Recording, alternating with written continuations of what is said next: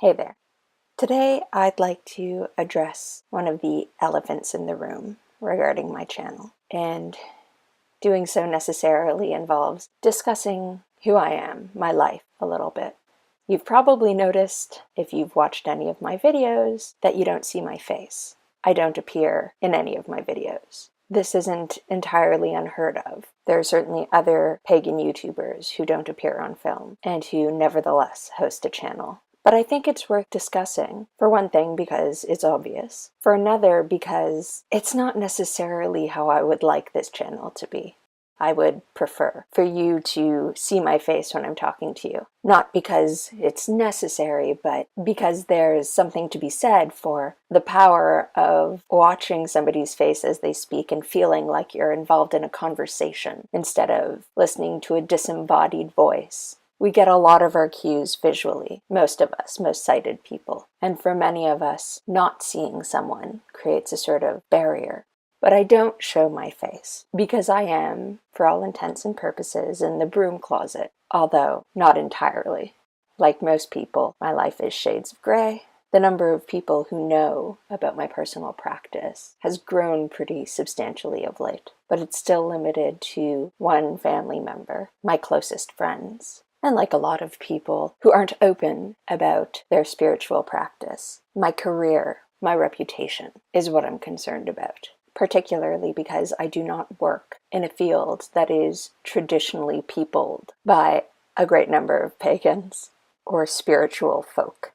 I'm a research scientist. I work at an academic institution whose name you would almost certainly be familiar with.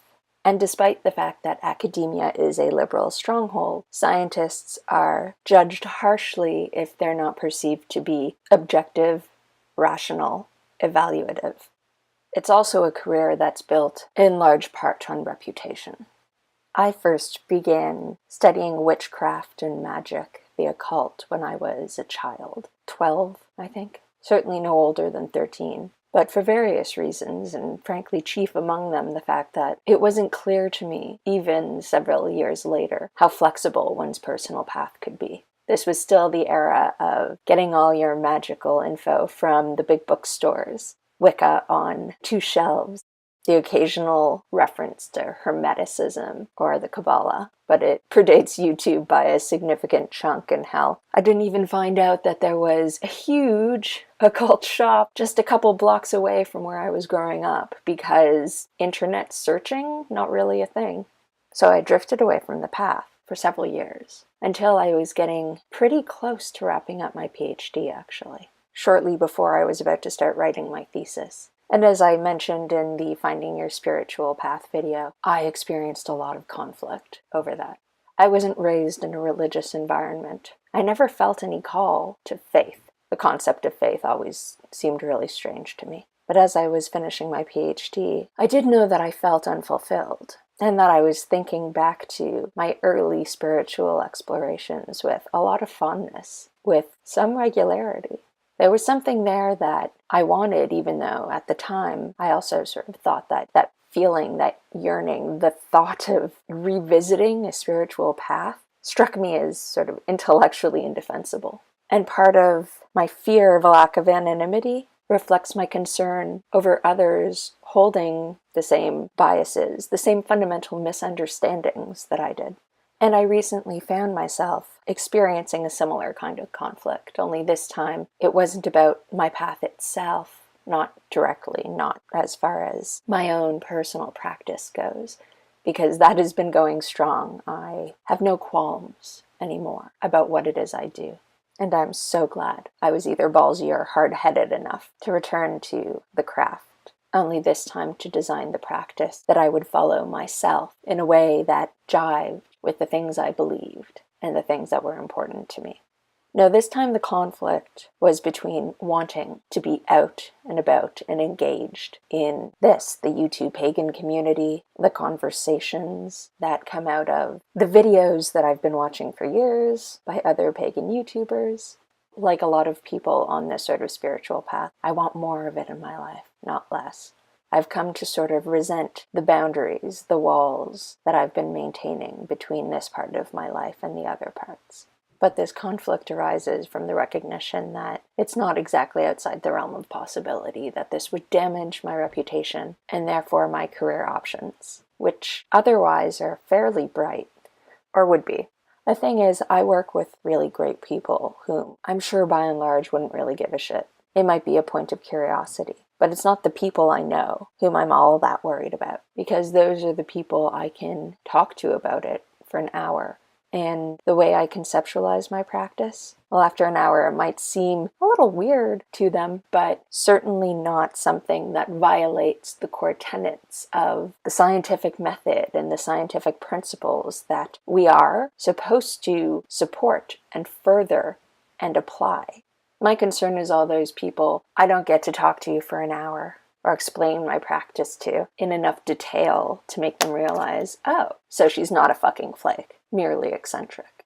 If you've toured the YouTube pagan community long, you've no doubt come across videos about bias against witchcraft. And it seems to me that most of those videos talk about people seeing witches as evil, or some pagan path garnering substantially less respect than a more established, dominant religion like Christianity. I think those videos reflect very much the culture in which they're recorded. The witchcraft is evil thing, I think that's truer in the southern US particularly than, let's say, most of Western Europe or the rest of North America. A culture isn't just about geography. I also think that those views and concerns are ones that probably predominate in the social circles and professional circles that those particular witches and pagans inhabit and occupy. For my part, I'm not the least bit concerned about any of my colleagues thinking I'm evil. I'm concerned about them thinking I'm an idiot. And I don't think the problem is that they don't perceive paganism as being as valid as Christianity. I'm concerned that they'll give it exactly as much credence as they would give a fundamentalist evangelical sect. And I think that, to a large extent, that would be due to the fact that because paganism and various related practices are so heterogeneous and less familiar, the default assumption when they hear somebody claim to be a witch is that they are a breed of fundamentalist. Not in the sense that their mission is to convert the world, but in the sense of being completely and utterly divorced from consensus reality. Fundamentalist in the way that people who think that humans rode dinosaurs bareback are fundamentalist. People who think the eye could only evolve by design. People who interpret literally what most would agree can't be.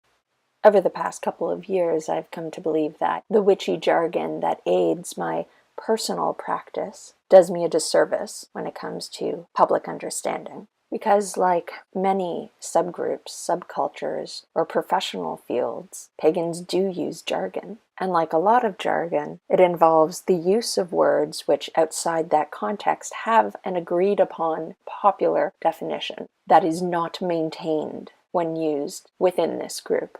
When I use the term raising energy, I'm using it as shorthand.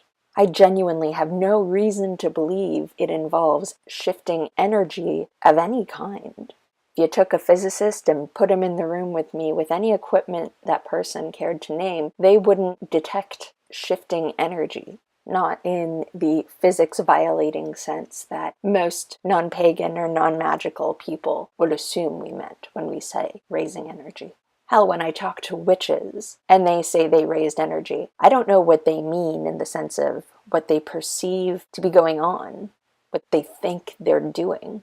To me, the term raising energy is something I understand as a description of intention, not of method. And in my mind, raising energy is shorthand for altering my perceptual state, my mental state. Doing so in a way that is associated with altered sensory perception, that involves tingling and acute awareness of touch and scent. And if you're a witch, it might mean something altogether different for you. But it doesn't matter when it comes to our conversations with one another.